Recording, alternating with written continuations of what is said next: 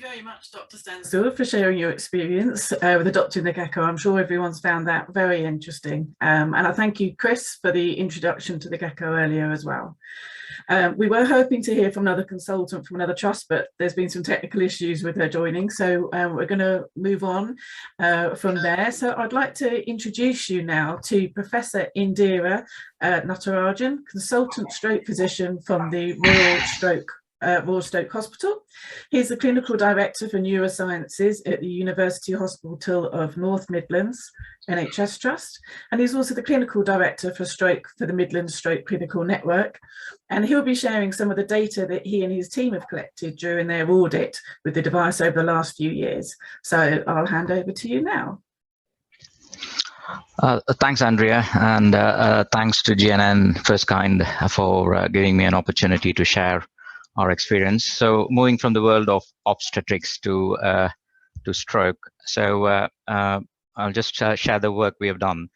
When we got introduced to gecko, we had a standard of care where we used IPC along with aspirin and intravenous fluids to prevent VTE post-stroke.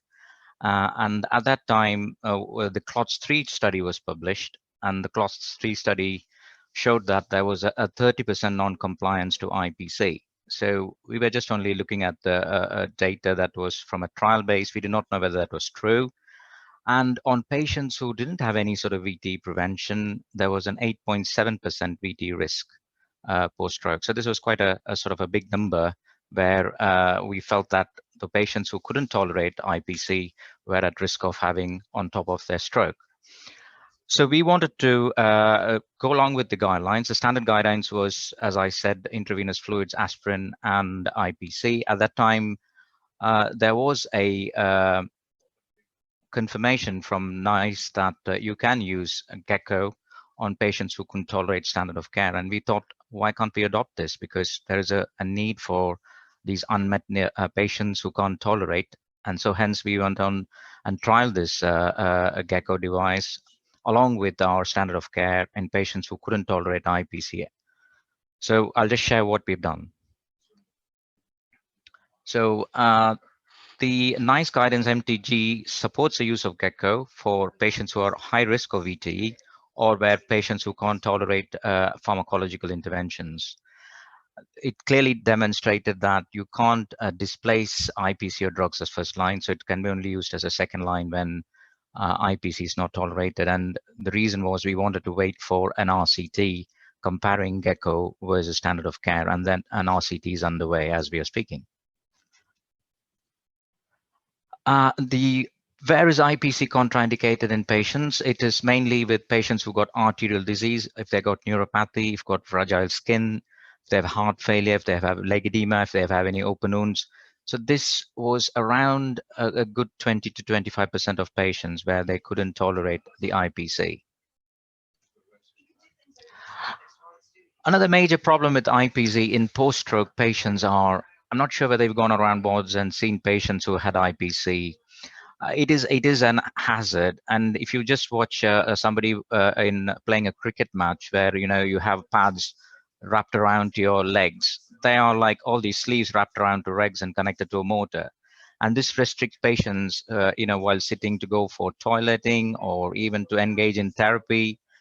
And it's not like a drug where once you're given a drug, you know that the drug is in the system. But when you're wearing IPC, they have to be around the patient's leg for the 24 hours when they are.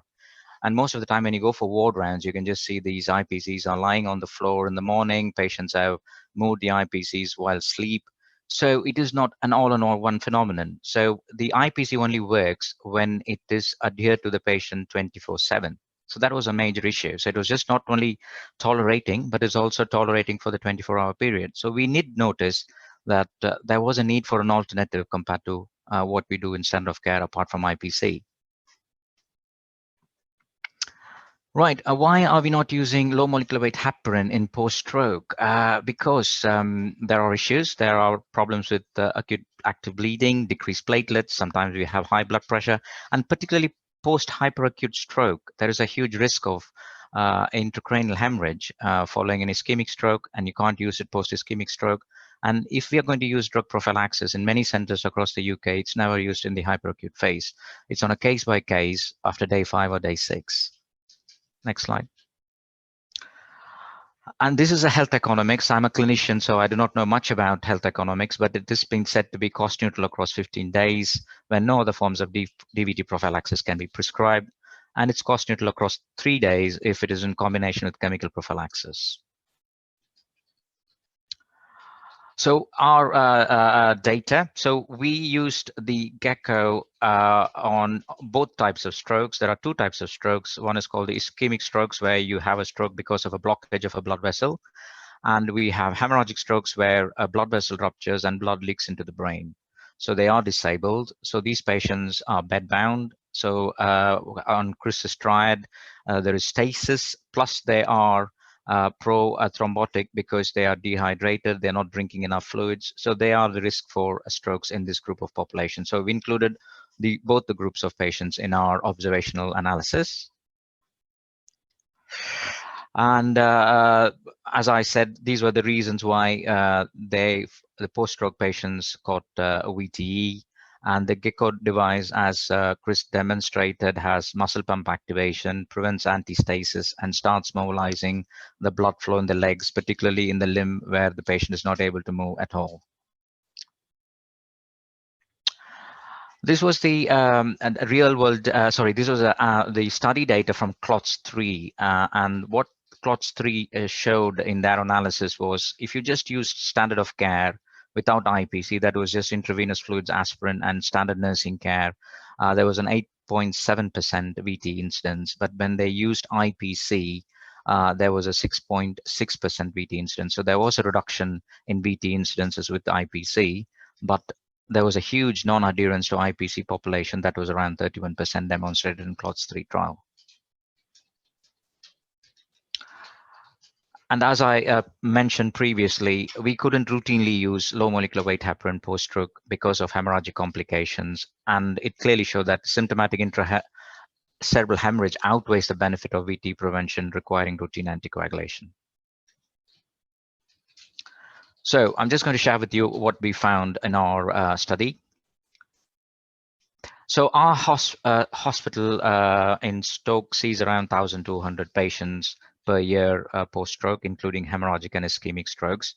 So we wanted to do an observational prospective analysis, and we audited around 1,500 patients until now. So we've, in terms of data set, we collected data for 1,383 patients.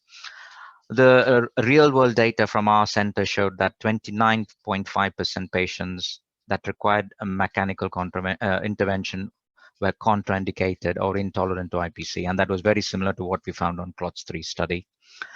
And when we looked at the VT incidence at 90 days post-stroke, we found that we had 11 VTEs in patients prescribed IPC alone. And coincidentally, there was no VT at all in the geko arm.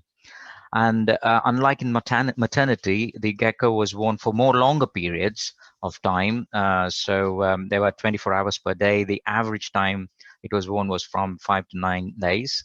And the upper limit was we didn't use the geko beyond 30 days, or if they were discharged from hospital, or if they were deemed to be mobile. Next slide, please.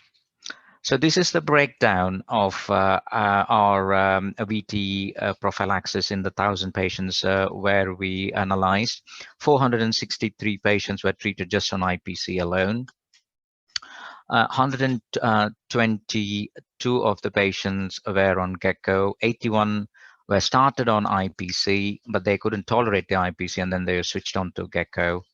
125 were drug prophylaxis. 22 of them refused prophylaxis of any kind, and 187 of them were mobile even after a mild non-disabling stroke, so they didn't need any form of VTE prophylaxis.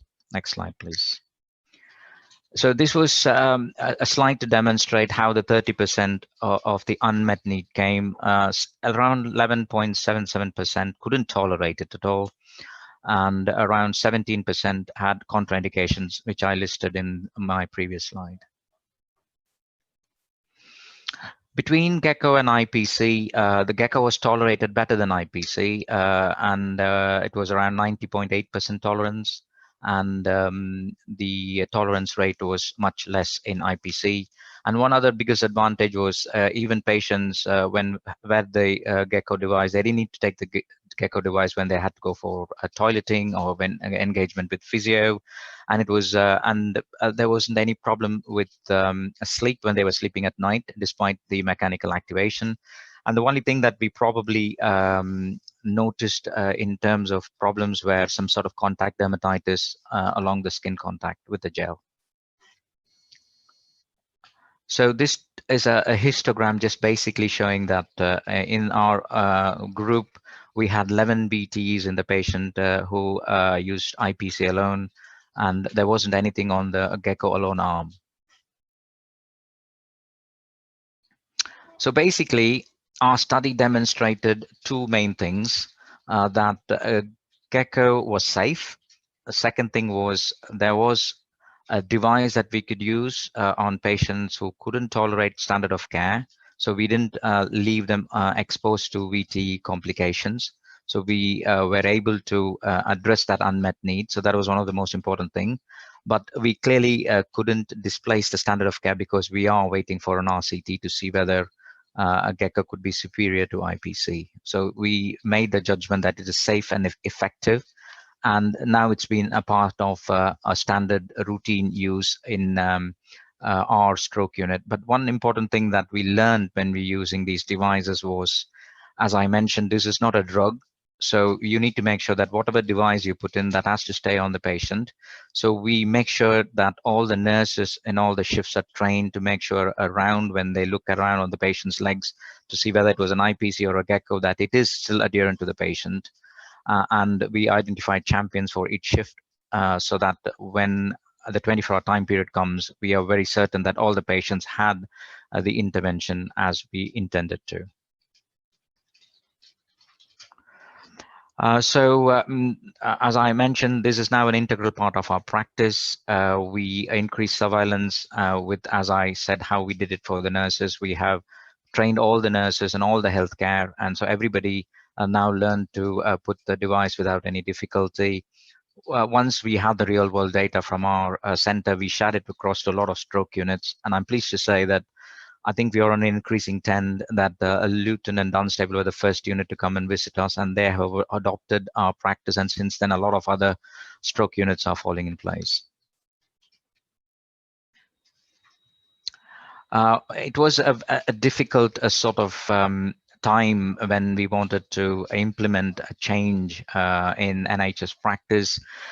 We identified there was an unmet need. We wanted to make sure the device was safe. We had to go through tough governance and regulations, and we didn't move away from the UK NICE guidelines of standard of care, and we used only on these patients where we felt that the standard of care was not possible. It had a lot of close collaborative work. By the time we could really get into doing our audit collection and the project, it took around 3 to 4 months to make sure that we are doing the right thing for the patients. And we had a lot of support from First Kind, GN, and our governance department as well. So I think this is a summary that basically any sort of new change that you want to bring, there's going to be a reluctance. First, there's going to be a challenge. In our case, the challenge was how do we prevent VTE on all our post-stroke patients. We couldn't go on to drugs for all patients because we knew it was very difficult. We adopted standard of care with IPC with randomized controlled trial evidence. But then we found that the real world evidence base showed that there was a group of unmet need patients. Then we looked at alternatives. So we then had the scientifically proven NICE approved device, and we wanted to make sure that it was safe and we are doing the right thing for the patients. So we had to do an observational study going through the proper channels. And then we did an observational study, and that clearly showed that we've done the right thing for these stroke patients in VTE prevention, and now it's gone for wider adoption. And probably in the years to come, we might have an RCT, and VTE prophylaxis in post-stroke care would be changing in the next 5 years.